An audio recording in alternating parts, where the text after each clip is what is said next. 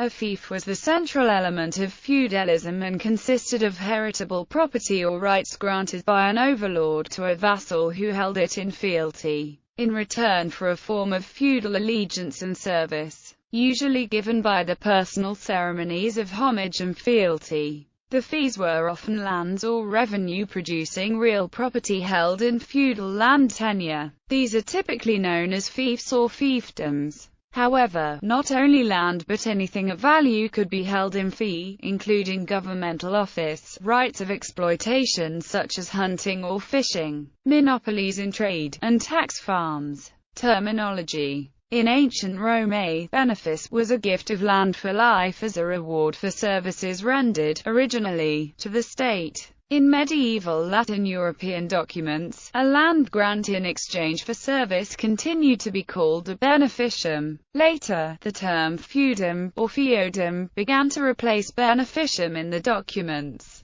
The first attested instance of this is from 984, although more primitive forms were seen up to 100 years earlier. The origin of the feudum and why it replaced beneficium has not been well established, but there are multiple theories, described below. The most widely held theory is put forth by Mark Bloch that it is related to the Frankish term *fehu ode, in which *fehu means cattle, and ode means goods, implying a movable object of value, when land replaced currency as the primary store of value. The Germanic word *fehu replaced the Latin word beneficium. This Germanic origin theory was also shared by William Stubbs in the 19th century. A theory put forward by Archibald R. Lewis that the origin of fief is not feudum, but rather fodrum, the earliest attested use being in Astronomus's Vita Ludovicia. In that text is a passage about Louis the Pious which says a nona militaris quaes vulgo foderum vocant, which can be translated as military provender, which they popularly call fodder. A theory by Alaruddin Samerai suggests an Arabic origin, from fuyu. Samerai's theory is that early forms of fief include feo, few, fuse, feum and others.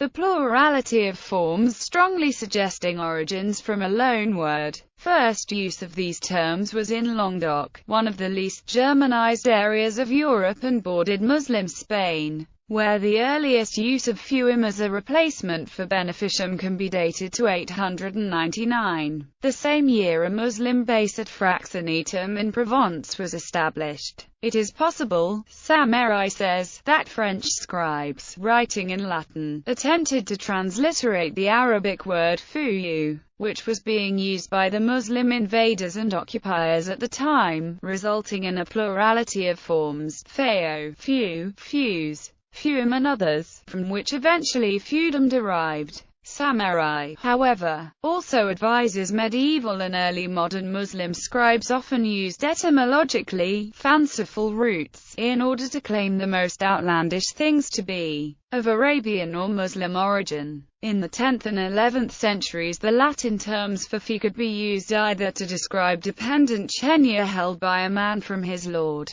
as the term is used now by historians, or it could mean simply property. It lacked a precise meaning until the middle of the 12th century, when it received formal definition from land lawyers. In English usage, the word fee is first attested around 1250 to 1300, the word fief from around 1605 to 15. In French, the term fief is found from the middle of the 13th century, derived from the 11th century terms feu, fi. In French, one also finds seigneurie, which gives rise to the expression seigneurial system, to describe feudalism. Early feudal grants. Originally, vassalage did not imply the giving or receiving of land holdings, but by the 8th century the giving of a landholding was becoming standard. The granting of a landholding to a vassal did not relinquish the lord's property rights, but only the use of the lands and their income. The granting lord retained ultimate ownership of the fee and could, technically, recover the lands in case of disloyalty or death. In 8th century France,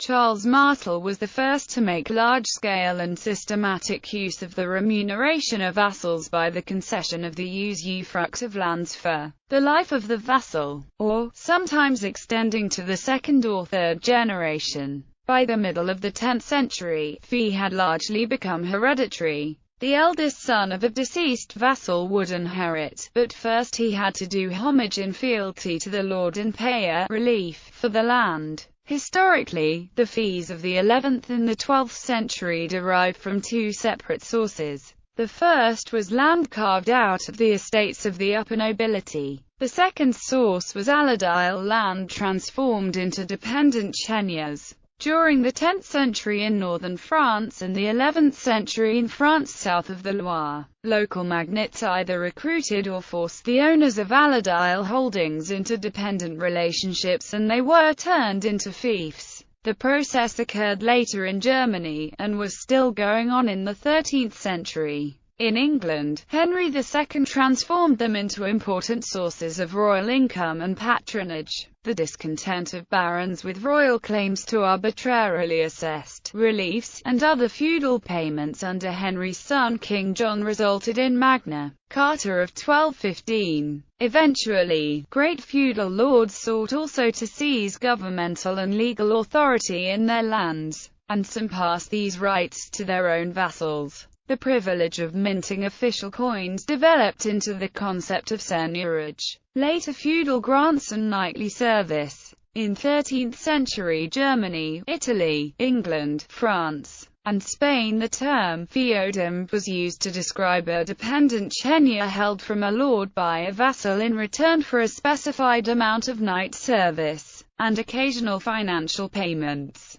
However, knight service in war was far less common than castle guard. The obligation of a vassal to serve in a castle garrison of the lord, suit in court, attendance in the lord's entourage, hospitality to the lord or to his servants. A lord in late 12th century England and France could also claim the right of wardship and marriage, right to control descent of fee by choosing husband for female heir and guardian of minors, aids, payments to aid the lord in times of need, as cheat, the reversion of the fief to the lord in default of an heir. In northern France in the 12th and 13th centuries, military service for fiefs was limited for offensive campaigns to 40 days for a knight. By the 12th century, English and French kings and barons began to commute military service for cash payments, with which they could purchase the service of mercenaries. Feudal registers. A list of several hundred such fees held in chief between 1198 and 1292, along with their holders' names and form of tenure, was published in 3 volumes between 1920 and 1931 and is known as the Book of Fees. It was developed from the 1302 Testator Neville.